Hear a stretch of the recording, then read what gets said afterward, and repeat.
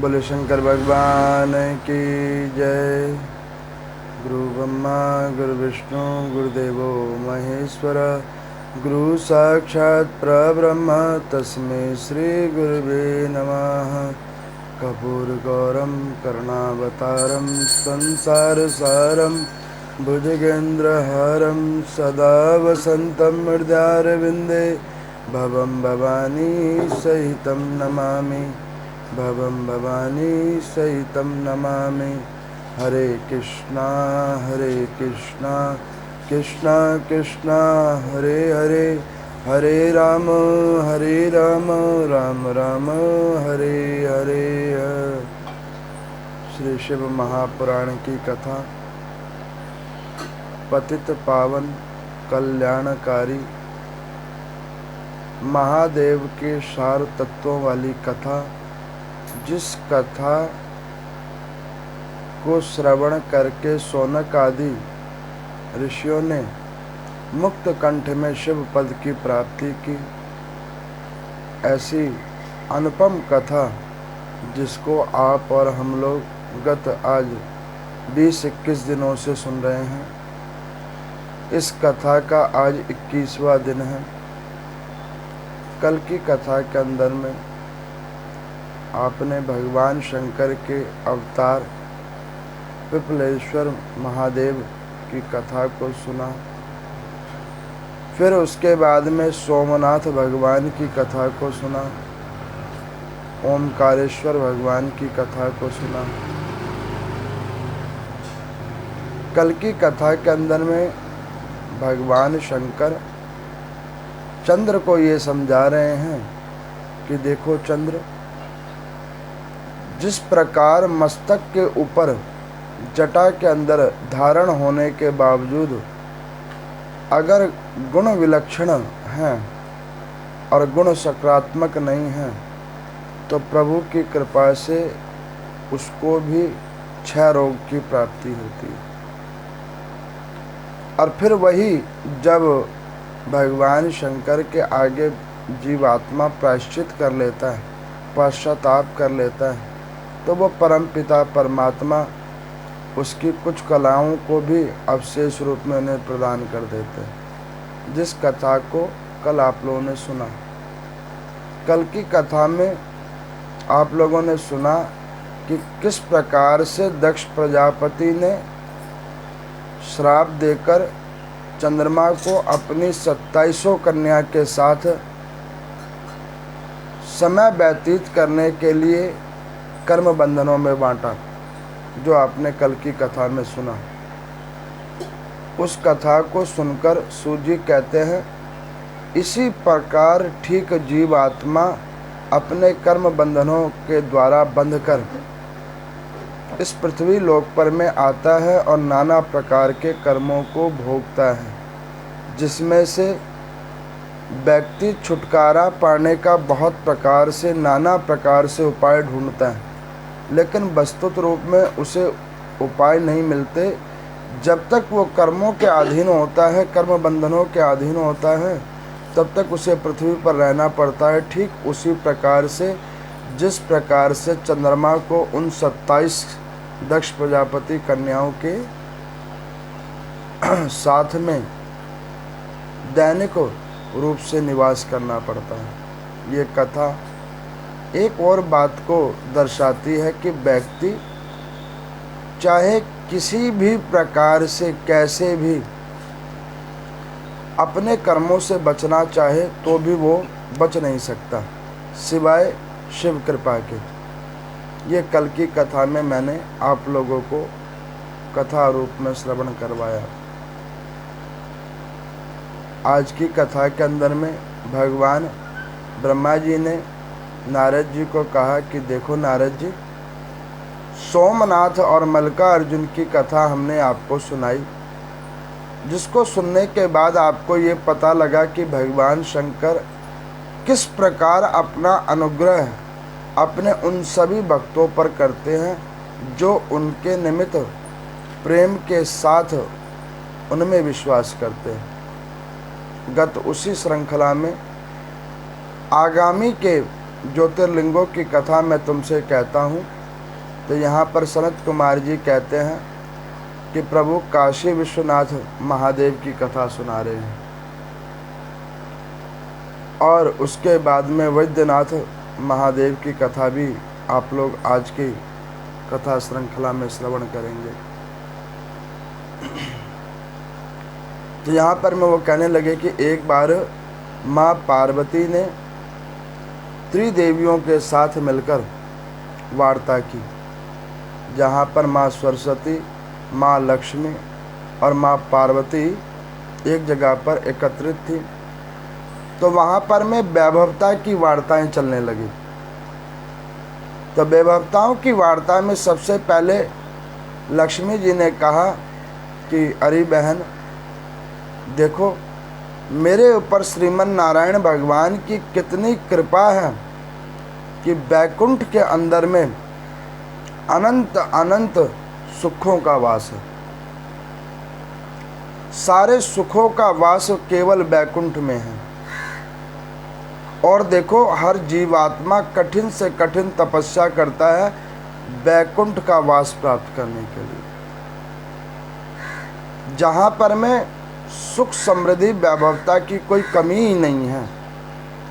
प्रभु श्रीमन नारायण की इतनी कृपा है कि जल के ऊपर वास करके ऐसा मनोहर लोक बनाया है जिसके अंदर में भूख प्यास और मौसमों का कोई प्रभाव नहीं होता। अब वो माता लक्ष्मी ने नाना प्रकार के अपने वैकुंठ की महिमा बतलाने लगे। उन वैकुंठ की महिमा को सुनकर फिर माँ सरस्वती जी ने कहा कि आप देखो कि बहन, तुम्हारा तो जो है सो है, मेरा जो ब्रह्मलोक है, ब्रह्मलोक है, मेरे पति स्वयं ही सृजन करते हैं। जब चाहे जो चीज़ परिवर्तन कर देते हैं। वो स्वयं ही आर्किटेक्ट है, रोज़ नया नया फर्नीचर, नया नया सब कुछ चेंज करते रहते हैं। जो लोग सोच नहीं सकते वो मेरे पति बना कर रख देते हैं। और तो और विश्वकर्मा, कुबेर, वो भी मेरे पति के अधीन है। वो जब जैसे कहते हैं वैसा वो मकान तैयार करके रख देते हैं। मैं कहता हूँ कि ये मकान चेंज कर दो तो वो मेरे लिए मकान चेंज कर देते हैं।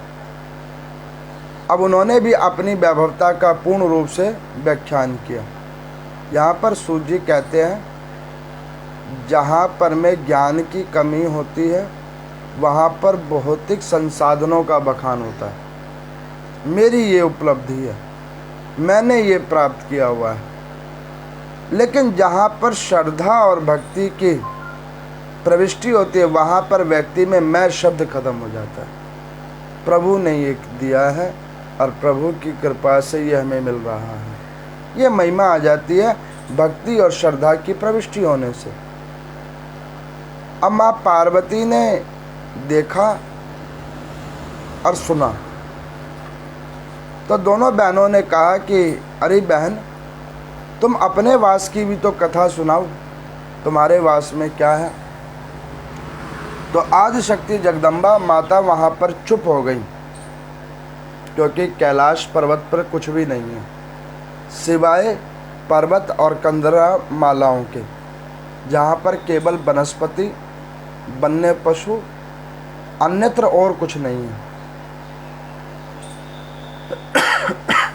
जब माँ भगवती चुप हो गई तो लक्ष्मी जी ने कहा कि देवी आप चुप क्यों हो गई? क्या कैलाश पर्वत में कोई ऐसी वैभवता नहीं है? तो माँ पार्वती ने कहा कि जहाँ पर साधना का केंद्र हो, जहाँ साधना करने का क्षेत्र हो, वहाँ पे संसाधनों की कोई ज़रूरत नहीं है।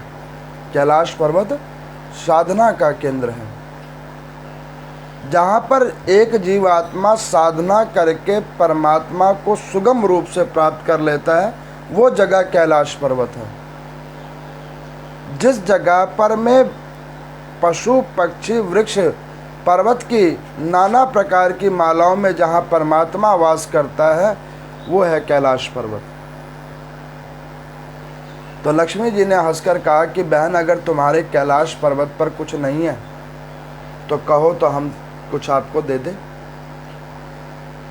सरस्वती ने कहा कि आप कहो तो मैं अपने पति को कहूँ तो वो एक सुंदर सा नवीन मकान आपके लिए भी बना दे। माता पार्वती ने कहा कि अरे बहनों, मेरे पति भोलेनाथ जो स्वयं ही दिगंबर रहते हैं तो उन्हें संसाधनों की क्या जरूरत, उनको किसी वस्तु विशेष से जरूरत नहीं है, और वो इतने संतुष्ट देवता हैं कि जो साधनों से परे हैं, भौतिक संसाधनों से परे हैं।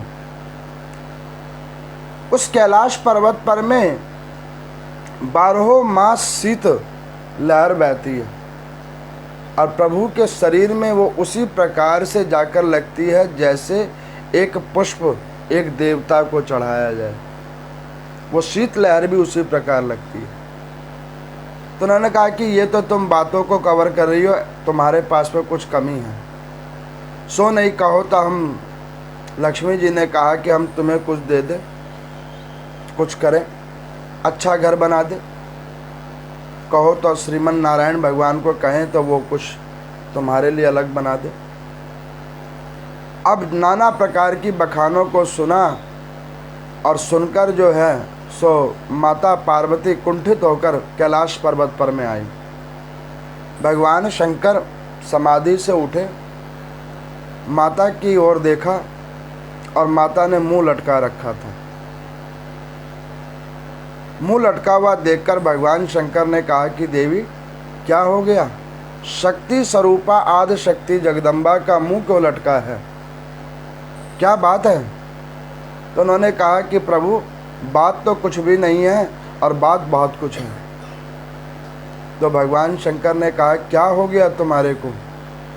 तो उन्होंने कहा कि प्रभु एक चीज़ बताओ, मेरी जो और दूसरी बहनें हैं उसके पास में देखो कितनी वैभवता है, लक्ष्मी के पास देखो नाना प्रकार की वस्तुएं हैं, इतना आलीशान मकान है, गजब का इंटीरियर है।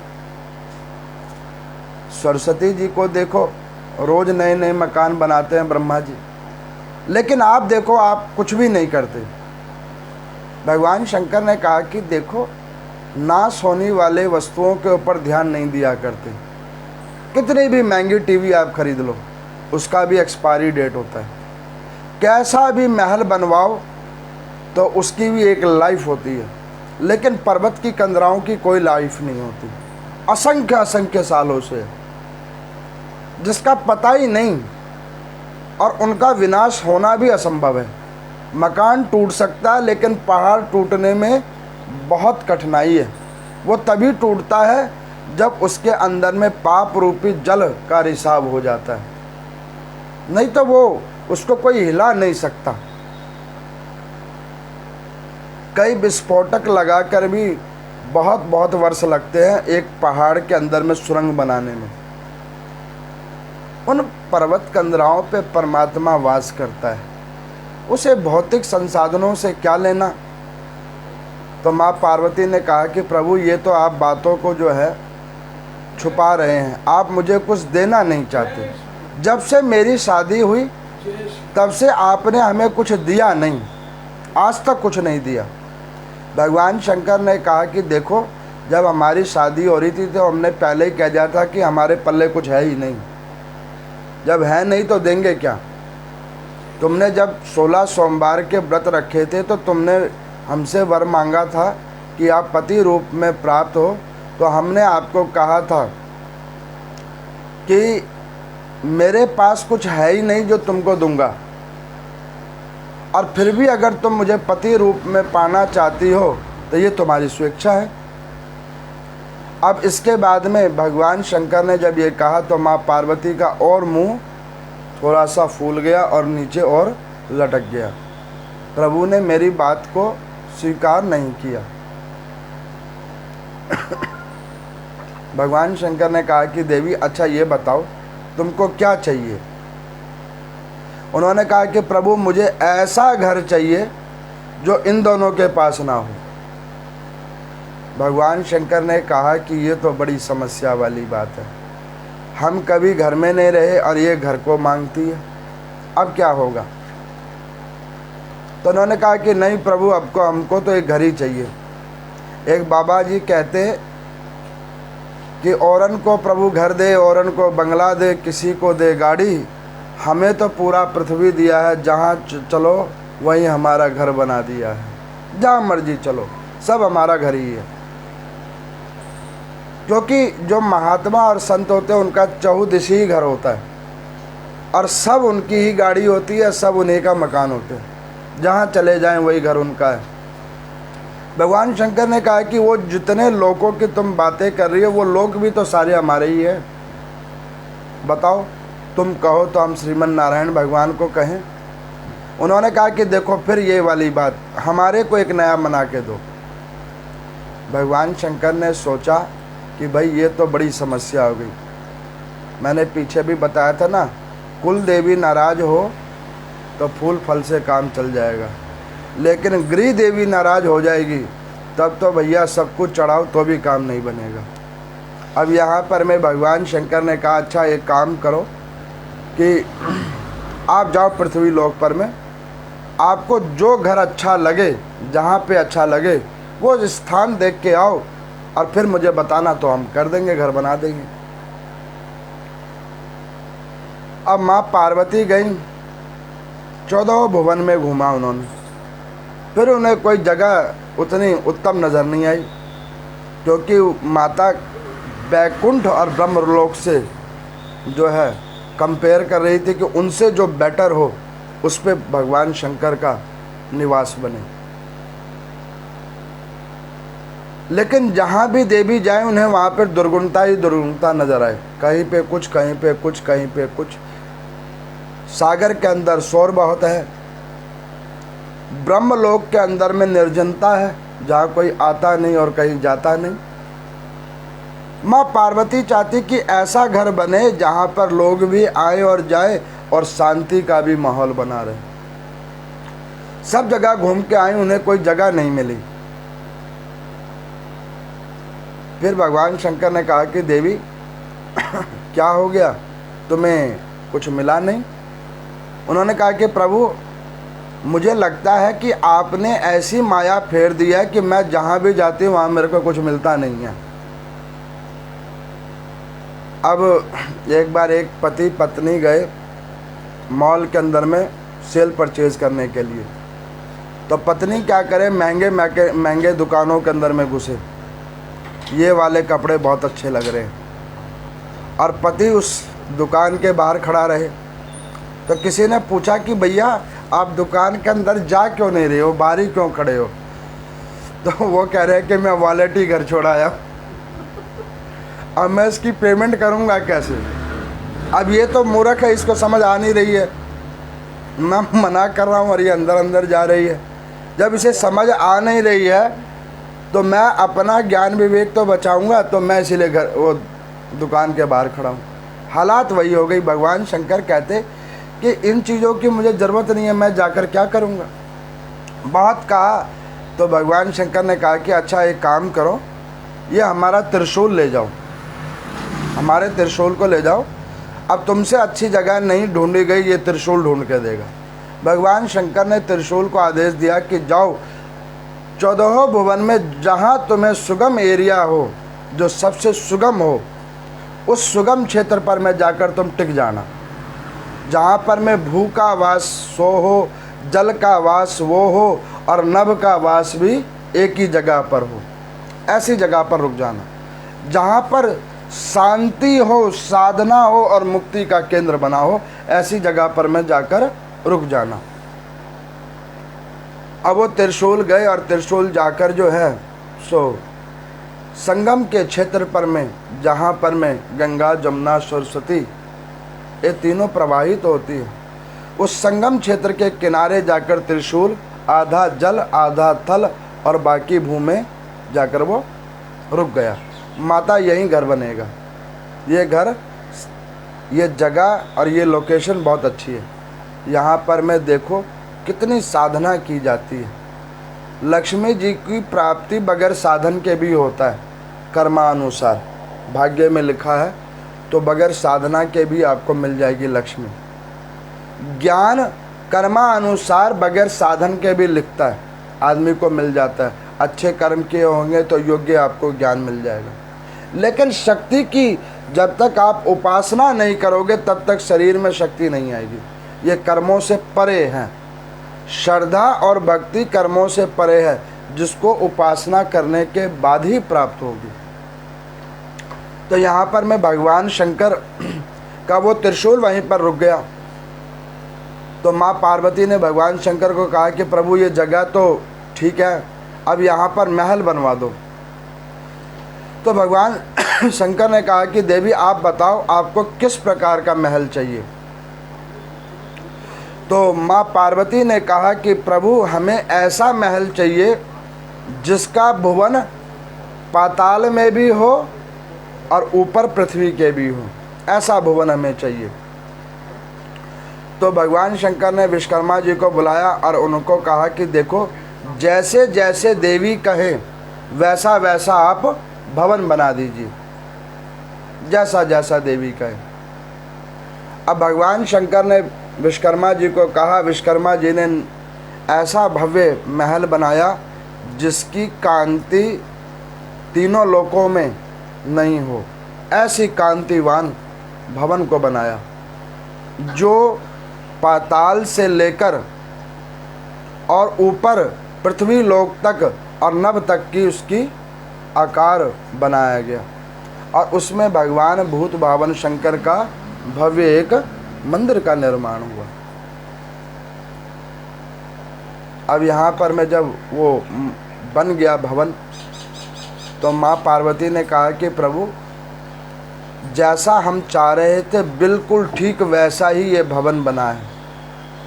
अब हमारी इच्छा है कि इस नए घर का इनॉग्रेशन होना चाहिए, गृह प्रवेश होना चाहिए। तो इस गृह प्रवेश को हम जो है सबको निमंत्रण देंगे और सब लोग यहाँ पर आएंगे। और जब सब लोग आएंगे तो उन्हें हम अपना घर दिखाएंगे। कई बार कुछ लोग ऐसे होते हैं दिखाने में ज़्यादा विश्वास करते हैं। मैं पीछे किसी का गृह प्रवेश करवाने के लिए गया, तो वहाँ पर वो व्यक्ति मुझे पूजा के बीच बीच में क्या कहे कि पंडित जी एक बार आप हमारे घर को ज़रूर देखना, ये चीज़ हमने ऐसे बनाया है, ये बनाया है। और तो और देखो ऊपर में जो टेरेस है उस पर तो हमने ऐसा लॉन्ज एरिया बनाया जो बहुत बहुत दूरों तक किसी के पास नहीं है। इतना बखान। पूजा ख़त्म हुई, हम खड़े हुए। अब वो बार बार कहे तो हमने कहा कि एक काम करो, ये तो तुमने बहुत अद्भुत बनाया, तुम्हारी बातों से प्रतीत होता है। अब एक काम करो कि पूजा संपन्न हुई तो हमारी दक्षिणा दे दो। आप बोलो आपको क्या चाहिए।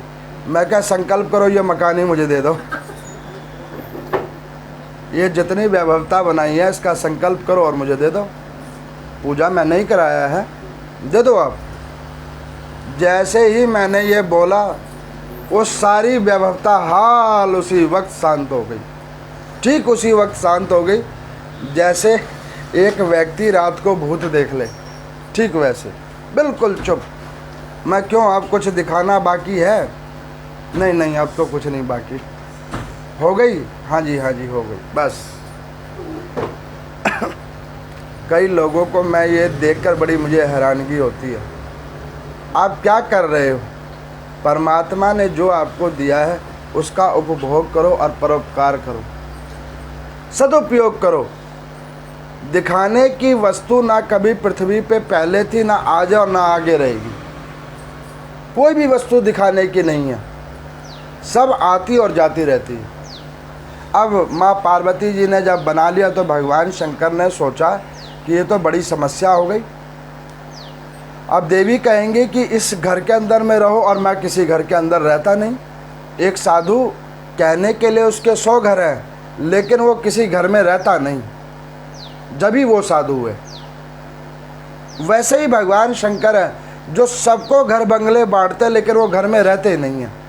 आप देखो, इसीलिए शिवलिंग भी लोग घर में नहीं रखते। वो कहते कि हम घरों में नहीं रहते, घरों से परे देव स्थल में रहते। अंतिम दिनों की जब कथा होगी तो मैं बताऊंगा शिवलिंग घर में क्यों नहीं रखते। अब यहाँ पर मैं माता ने कहा तो भगवान शंकर ने कहा कि एक काम करो, जो ज्ञानी पंडित हो उसको बुलवाकर गृह प्रवेश का दिन निकलवाओ। ब्रह्मा जी को बोला गया, क्योंकि ब्रह्मा जी से ज़्यादा ज्ञानी तो कोई और है नहीं। लेकिन ब्रह्मा जी ने कहा कि माते एक बात सुनो, हम पंचांग से पोथी पत्रा देख के आपका दिन तो निकाल देंगे, लेकिन पूजा हम नहीं करेंगे। क्योंकि भगवान शंकर की जब जब हम पूजा करवाते हैं तो हमारे मुखों की संख्या कम हो जाती है। क्यों? जब हमसे कुछ गलती होती है वो क्रोधा में आ जाते हैं और वो सीधे हमारे मुख को ही कम कर देते हैं। पंचानन थे, फिर चतुरानन हो गए, और देखो एक और कट गया, 3 ही बच गए। अब तो अब ये 3 बचे रहे, उसकी हम कामना करते हैं, तो पूजा हम नहीं कराएंगे। तो उन्होंने कहा कि फिर पूजा तो उन्होंने कहा कि पूजा एक काम करो, हमारे 11 ओजस पुत्र हैं, इनमें से किसी को ढूंढ लो। अब वो 11 के पास में निवेदन गया। उन्होंने कहा कि प्रभु देखो, हम आदमी की मकानों की पूजा करते, परमात्मा के बनाए मकानों की पूजा नहीं करते। तो उन्होंने कहा कि फिर क्या आप बचे नारद जी, इन्हीं को पकड़ लो। ये भी बड़े ज्ञानवान हैं, योग्य हैं, मुनि हैं, सब कलाएं जानते हैं।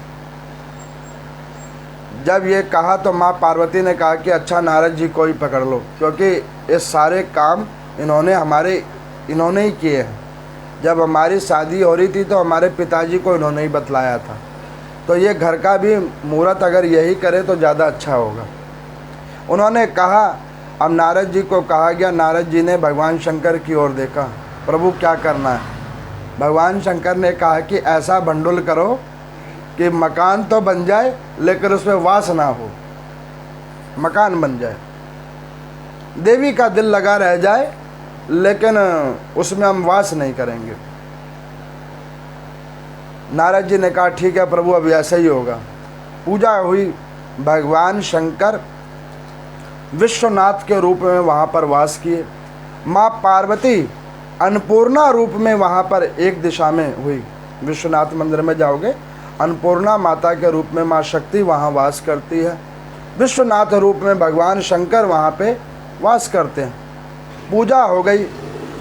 अब जो उस विश्वनाथ को देखे, उस मंदिर को देखे, उसकी आंखें चमक चौंधनी रह जाए।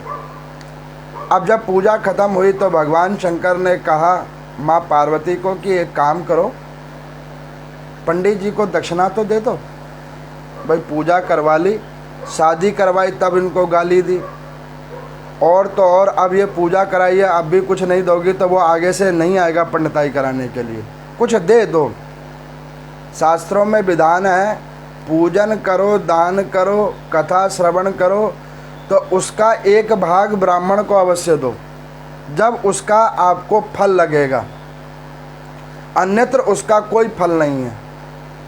अब यहाँ पर मैं नारद जी को, अब माता ने कहा कि ठीक है नारद जी को बुलवाओ, उनको क्या चाहिए हम देंगे, यथासंभव देंगे। तो नारद जी आए, उन्होंने कहा कि हाँ माते क्या देना चाहती हैं? तो माता ने कहा कि जो तुम्हें तीनों लोकों में सुंदर लगता हो और जो अनुपम लगता हो वो तुम हमसे मांग लो और वो हम तुमको दे देंगे। नारद जी ने कहा कि माता देखो, मैं ब्राह्मण हूँ, एक बार अगर मैंने संकल्प करवा दिया तब तो मैं ये लेकर रहूँगा, जो भी मैं संकल्प में वस्तु कराऊँगा। तो सोच समझकर आप मुझे दक्षिणा का विधान करो। हम लोग भी जहाँ जाते हैं वहाँ मांगते नहीं हैं। क्यों नहीं मांगते? कई ब्राह्मण मांग लेते हैं, लेकिन मांगना नहीं चाहिए। क्यों नहीं मांगना चाहिए? जब देवताओं को हमने बुलाया है तो आपके बस का क्या है? आप तो पूजा करने वाले हो। जब देवताओं को मंत्रों के द्वारा आवाहन हमने किया है, जो आपको हमारे आवाहन के द्वारा आपको रिद्धि सिद्धि प्रदान करते हैं, तो उन वस्तुओं के लिए मैं आपसे क्या मांगूं? जब देवताओं का आवाहन मैं स्वयं ही करना जानता हूँ। ये तो स्वेच्छा वाली बात है, जो मिल गया तिलफुल वो सर माथे जय हो, अनंत कृपा है। अब यहाँ पर में नारद जी ने जब ये कहा तो माता ने कहा कि देखो नारद जी, जो तुम मांग लोगे वो आपको हम दे देंगे। तो माँ पार्वती जी ने जब ऐसा 3 बार कहा तो नारद जी ने कहा कि माता एक काम करो, पुष्प हाथ में लो और जल हाथ में लो, गंगा जल, और संकल्प करना शुरू करो। भगवान शंकर ने कहा कि देखो ऐसे संकल्प करवाओ कि ये घर तुम ले जाओ। तो नारद जी ने भगवान शंकर को मन ही मन कहा कि प्रभु देखो, जैसे आप घर में नहीं रहते वैसे मैं भी घर में नहीं रहता, तो ये घर में लेकर करूँगा क्या। तो उन्होंने कहा कि देखो इसमें भक्तों का वास होगा, मेरा घर परमात्मा का घर भक्तों के लिए है, इसमें भक्तों का वास होगा, साधकों का वास होगा। अन्यत्र अन्यत्र 14 भुवन के सारे समस्त जीवात्माओं का यहाँ पर वास होगा। भगवान शंकर की बात को सुनकर नारद जी ने कहा कि ठीक है। संकल्प इतने अच्छे तरीके से कराया कि माता पार्वती को संकल्प के अंदर में ये ध्यान से रह गया कि ये नवीन ग्रह ही उन्होंने संकल्प में मांग लिया। माता ने कहा तथास्तु, ये लीजिए, लो संकल्प हमने करके दे दिया। नारद जी ने कहा कि अब एक काम करो, अब ये घर खाली करो। उन्होंने कहा कि ये कैसा संकल्प करवाया है, ऐसा कौन सा पंडित होता है जो पूजा करवाए और घर ही ले ले, घर का मुहूर्त करे और घर ही ले ले। उन्होंने कहा देखो मैंने आपको कहा था ना संकल्प में, तो आपने ही कहा था तीनों भुवन में जो अति सुंदर हो वो आप मांग लो, हम देंगे। अब हमें ये घर ही सुंदर लगा, अब आप ये घर दे दो हमें। भगवान शंकर ने कहा कि देवी दे दो, घर दे दो, संकल्प हो गया। माता ने कहा कि प्रभु मुझे सब पता है, ये मिली भगत का काम है, नहीं तो ये नारद वैसे घूमते रहते, इनको घर की क्या ज़रूरत है, ये आपकी बात पे इसने ये घर संकल्प में करवा दिया है। नारद जी ने भगवान शंकर को कहा कि देखो प्रभु, रुद्र तो आप हो ही, लेकिन आपकी जो पत्नी है वो भी साधारण नहीं है, रुद्राणी है। हमारी चोटी बचा कर रखना, अपना घर का मैटर खुद संभाल लेना। भगवान शंकर ने कहा कि कोई बात नहीं, अभी रुक जाओ। उन्होंने कहा कि देखो देवी, शास्त्रों और वेदों में लिखा है एक बार संकल्प करके जो दे दिया जाता है वो दान की वस्तु घर में नहीं रखते, इनको दे दो।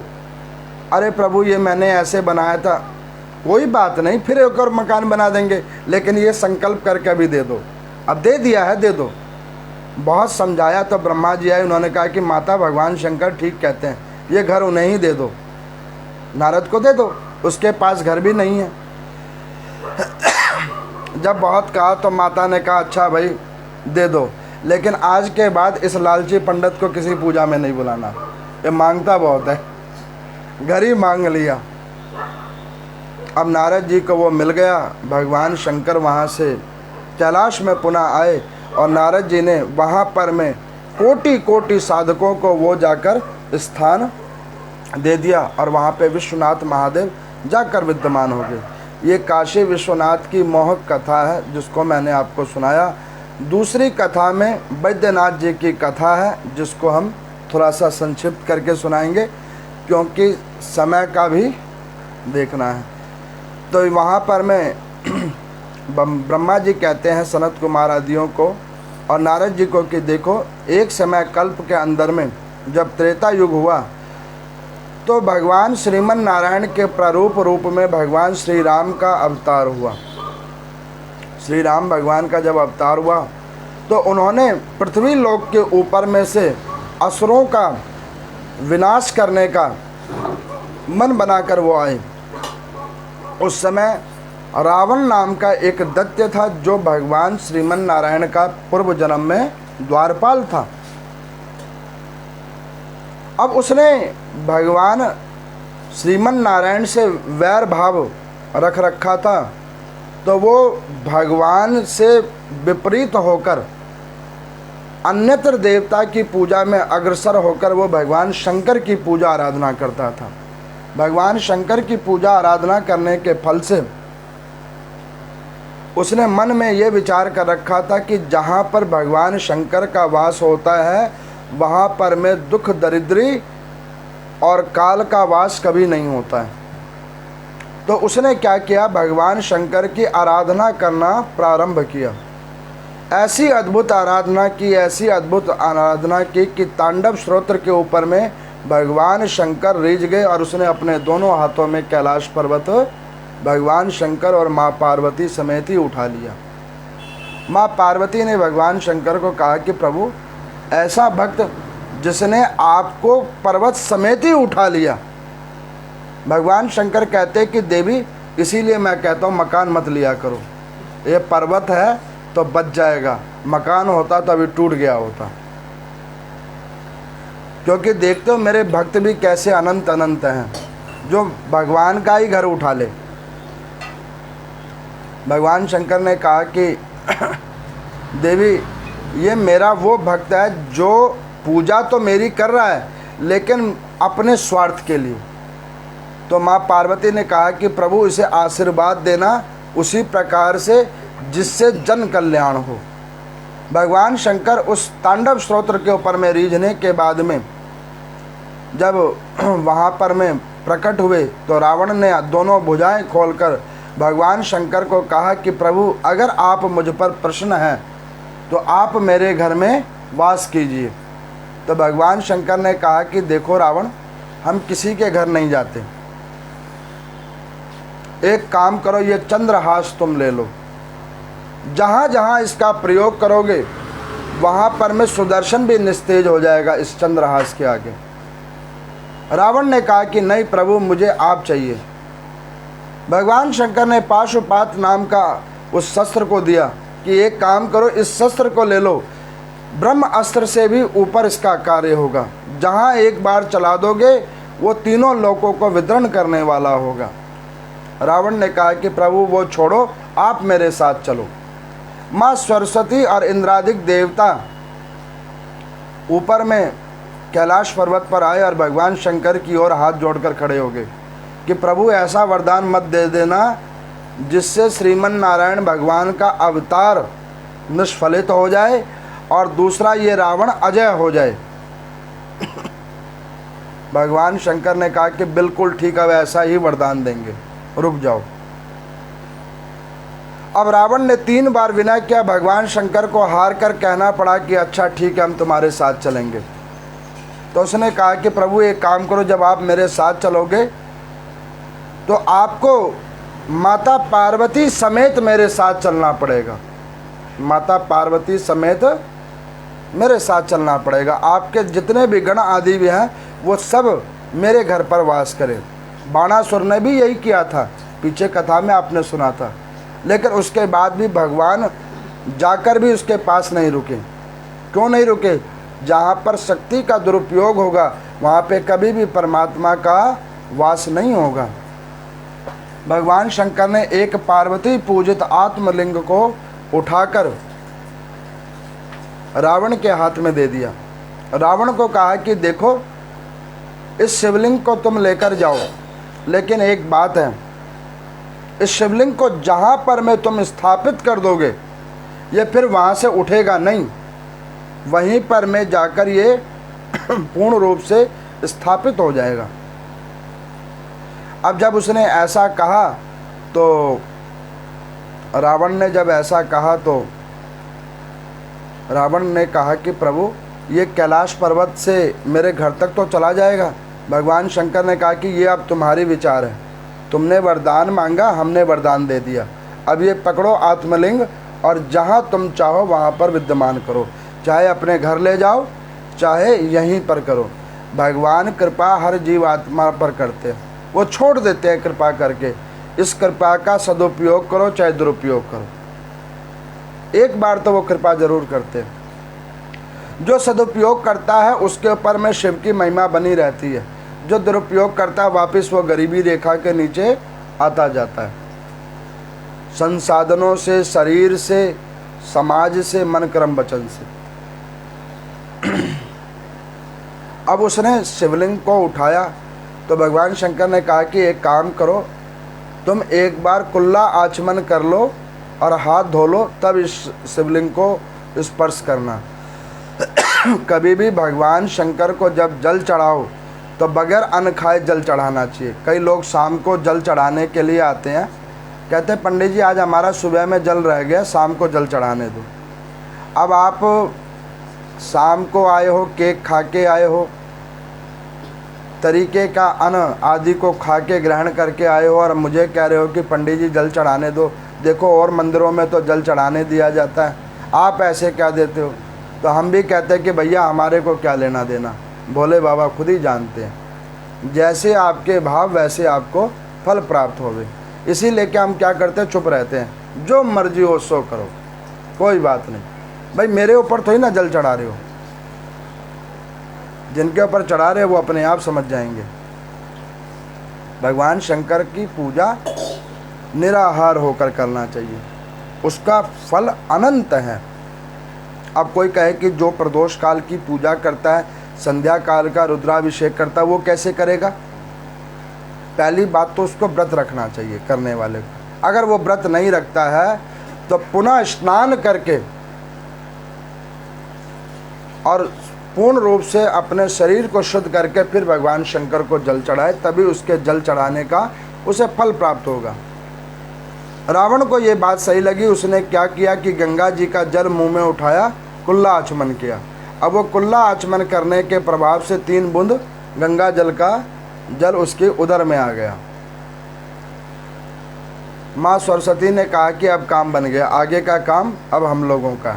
इंद्र ने भगवान शंकर को कहा कि प्रभु आज आपका वरदान हम लोगों के लिए कल्याणकारी हुआ है, आपने वरदान भी दे दिया और अब ये शिवलिंग वहाँ तक पहुँचेगा भी नहीं। रावण पुष्पक विमान के ऊपर में आरूढ़ हुए और उन्होंने कहा, पुष्पक विमान को आदेश दिया, जो तुम्हारी स्पीड 100 की है वो उसको 200 की करो, जल्दी कैलाश पर्वत से ये शिवलिंग लेकर लंका के अंदर प्रवेश करो। भगवान शंकर ने गणपति जी को कहा कि जाइए और जाकर में इसकी जो सही स्थान हो उस स्थान पर में जाकर इनका वास करवा दीजिए। इसी लेके भगवान गणपति जी की पूजा अग्रिम होती है। जो सही जगह सही कल्प को बता दे वही गणपति हैं। अब यहाँ पर में गणपति जी गए और उन्होंने क्या करा, भगवान शंकर के लिए बहुत सारे लोगों को देखा, लेकिन उन्हें सबसे अच्छा क्षेत्र लगा वो लगा शमशान घाट, जहाँ पर चौदिशी में शांति है। अब उन्होंने कहा कि यहीं पे भगवान शंकर का वास होगा। अब उन्होंने गणपति जी वहाँ पर पहले ही आकर ग्वाले का रूप बनाया, भेड़ चरवाहे का रूप बनाया और भेड़ बकरियों को लेकर वहीं पे खड़े हो गए। गंगा जी ने अपना प्रेशर बनाया और रावण को लगा कि लघु शंका के लिए नीचे उतरना चाहिए। अब उन्होंने पुष्पक विमान को वहीं पर रोका जहाँ पर गणपति जी पहले से ही खड़े हैं। इस कथा का मतलब यह है कि परमात्मा जो करता है वो पहले निर्धारित होता है, व्यक्ति बस उसमें घूमता फिरता रहता है और सोचता है कि ये मैंने किया है, जैसे रावण सोच रहा है। अब वो रावण वहाँ पर में शिवलिंग को लेकर वहाँ पर उतरे, और जब शिवलिंग को लेकर उतरे तो उन्होंने उस चरवाहे को देखकर कहा कि भैया एक काम करो, इस शिवलिंग को आप पकड़ो और मैं 2 मिनट में लघु शंका से आता हूँ और फिर मैं तुमसे ये ले लूँगा। तो यहाँ पर में संस्कृत में लिखा है कि 2 क्षण का अवकाश लिया, और गणपति जी ने कहा कि देखो 2 ही क्षण का अवकाश मिलेगा, तीसरे क्षण में मैं यहीं पे छोड़ दूंगा, क्योंकि मेरी भेड़ बकरी अगर भाग गई तो मैं इस पत्थर का क्या करूंगा, तुम लाके दोगे? तो रावण ने कहा कि एक काम करो, भेड़ बकरी का छोड़ो, तुमको जो चाहोगे वो दे दूंगा, लेकिन तुम इसको, उन्होंने कहा कि देखो मैं तुम्हें जानता नहीं पहचानता नहीं, तुम दोगे कि नहीं दोगे, लेकिन ये ध्यान कर लेना 2 क्षण तक मैं रुकूंगा, तीसरे क्षण मैं यहीं पे स्थापित कर दूंगा। रावण ने कहा कि तीसरा क्षण मैं होने नहीं दूंगा। अब रावण गए और वो लघु शंका के लिए गए और 13 क्षण बीत गए। 2 क्षण की कौन पूछे, 13 क्षण बीत गए। गणपति जी ने वहाँ पर में स्वस्ति वाचन करके भगवान शंकर को स्थापित कर दिया। अब स्थापित कर दिया उस लघु शंका से एक नदी उत्पन्न हुई जिसका नाम फल्गु नदी रखा गया, जिसकी भी अलग अलग कथाएं और मैंने कई बार सुनाई हुई है। अब रावण आया तो उसने देखा कि भाई वो स्थापित हो गया शिवलिंग। अब वो चरवाहे को ढूंढे, चरवाहा हो तो मिले, ना चरवाहा ना भेड़ बकरी कोई भी कहीं नहीं।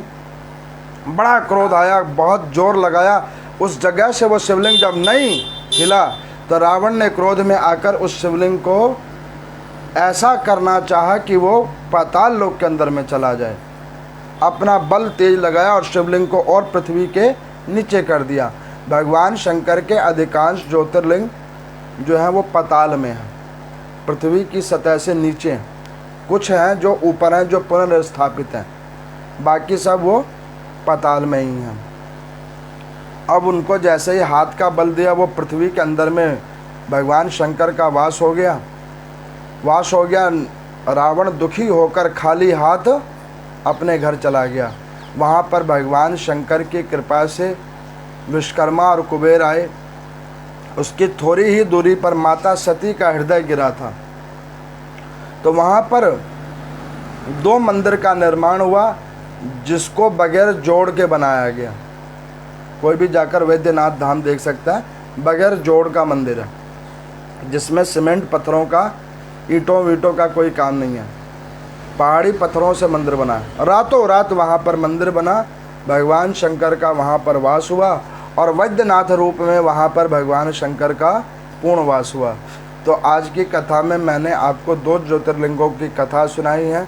उस कथा स्वरूप में इन दोनों ज्योतिर्लिंगों की कथा को जो भी कोई भाव निष्ठापूर्ण रूप से श्रवण करता है, भगवान शंकर और माँ पार्वती की अनंत अनंत कृपा उसके ऊपर होती है। ओम नमो नारायण।